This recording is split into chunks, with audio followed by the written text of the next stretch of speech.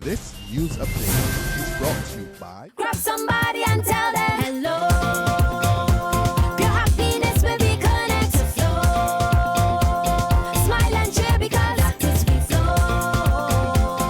Grab somebody and tell them hello. With your hands in the air, hands in the air, hands in the air, hands in the air. This is how we flow, yeah. Grab somebody and tell them this is how we flow.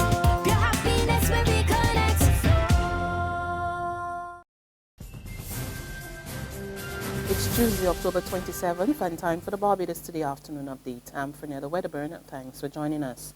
A new World Health Organization report warns eating processed meat like hot dogs, ham, and bacon do cause cancer. But former Dean of Medical Sciences at the University of the West Indies, Professor Sir Henry Fraser, says the report is not new and there's no need for alarm. According to the report released yesterday, as little as 2 slices of bacon per day can increase the risk of colon cancer by 18%. It also said that red meat was probably carcinogenic, but there was little evidence. Sir Henry tells Barbados Today the findings should not scare the pants off anyone, but he says Barbadians should take a second look at their diet and follow the principles of moderation. It's for you to modify your diet a little bit more and to decrease the amount of preserved meats and increase the amount of fish and vegetable protein in your diet. In other words, there may be people who eat processed meats and smoke this and process that every day, and may only eat fish once a week.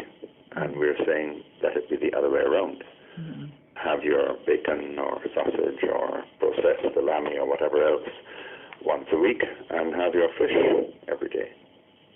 Okay. Get things into perspective. As they say, a little bit of what you love does you no harm. In other news, opposition MP for St. Thomas, Cynthia Ford, is calling for government to be open and frank on the Cahill waste-to-energy project. This as she slammed the Frundle-Stewart administration for what she says was a lack of engagement with residents on the multi-million-dollar project. In her contribution to the debate on a resolution for Land Acquisition Act Cap 288 in Vaucluse, St. Thomas this morning, Ford said it is unacceptable that the nation has not been educated on the green energy program, especially the residents of St. Thomas, and she is calling for full disclosure. I am not in support of the project unless I am given information, unless we have town hall meetings and we have other gatherings, unless there is openness from the government on this whole matter with the Memorandum of Understanding, with the Environmental Impact Assessment Report, and in all the other areas that people want to know what is in it for us besides the waste to energy. What is in it for Barbados as a result? And therefore, Mr. Speaker, I want to indicate at the outset from the ministers who may not have received the letters, if they've gone into file 13, that I won't got a problem with that. I just want, as I have said here publicly today, we want to know, they want to know, meaning the people of St. Thomas and the people of Barbados, precisely what there is in this project for the government, for the people of Barbados, by extension, and how we can be a buy-in factor in it to make a difference in what is happening.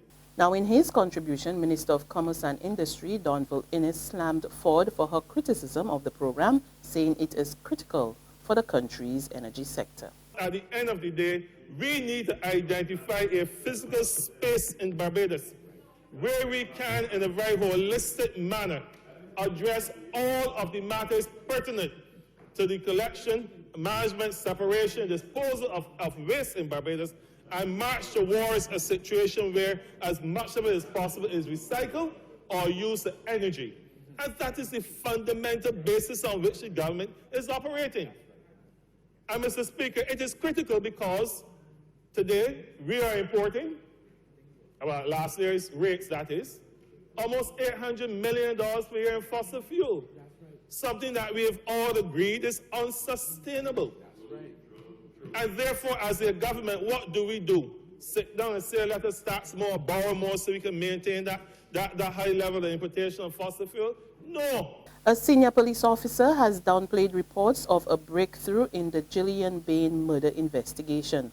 The decomposed body of the 18-year-old former Barbados Community College student was discovered at the bottom of a 70-foot well at Groves Plantation 4 days after she disappeared from her Curtin St. Philip home on August 12, 1996.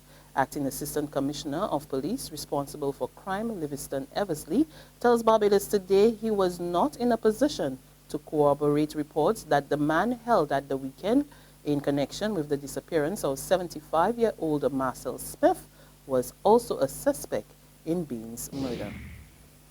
The tragic death of 4 young ladies over the weekend has cast a gloom over the country, so says Youth Minister Stephen Lashley, who's calling for residents to come together as a nation and offer hope to the affected families.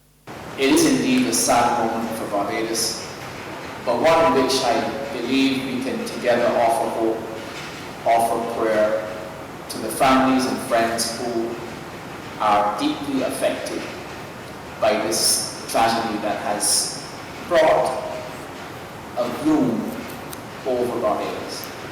I want to take the opportunity as Minister of Youth to say how sorry we are for this event, to express our deepest sympathy to the family and friends of those young ladies who have lost their lives. I think it is an occasion for community to reach out. He expressed his condolences during an event yesterday where he received a check from Sagicor for the lighting ceremony of the 49th Independence celebrations. There's regional and international news after this short break. Secure your future, be financially strong. Since 1983, we have been there for you. A smart range of products, great tax benefits. We're the solution to your hopes and your dreams. The Barbados Workers Union Cooperative Credit Union. The Barbados Workers Union Cooperative Credit Union. Humble beginnings to smart loans, smart savings. Save smart and borrow smarter. That's the move for me. Stability, prosperity. We're the solution to your hopes and your dreams. The Barbados Workers Union Cooperative Credit Union. The Barbados Workers Union Cooperative Credit Union. To news from the region, in Trinidad and Tobago, 2 men have been charged with the murders of attorney Richard Willer and his wife Grace, an estate agent in Tobago. Police believe the robbery was the motive for the double murder. The men, both in their 20s, are construction workers. The director has given us certain instructions. He instructed that two of the persons we arrested, the male, that we should charge them for murder of Richard Wheeler and Grace Wheeler. The female person we were directed to release pending further inquiries.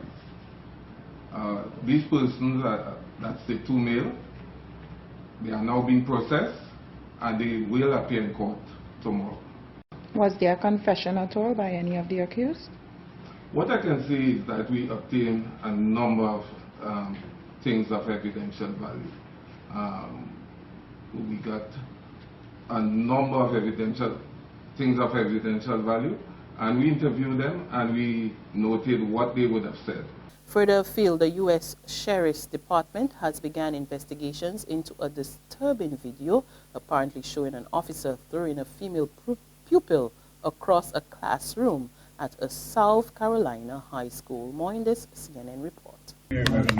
South Carolina school police officer Ben Fields, seen here, is on administrative leave this morning after his violent takedown of a high school student was caught on camera Monday afternoon. You can see the sheriff's deputy tossing a female student to the ground after she refused to get up from her desk, then throwing her across the classroom floor.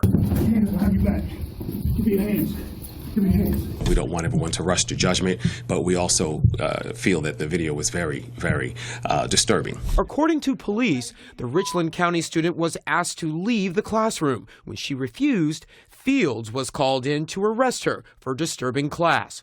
School officials say the video is, quote, extremely disturbing and has banned the deputy from all district schools pending an investigation.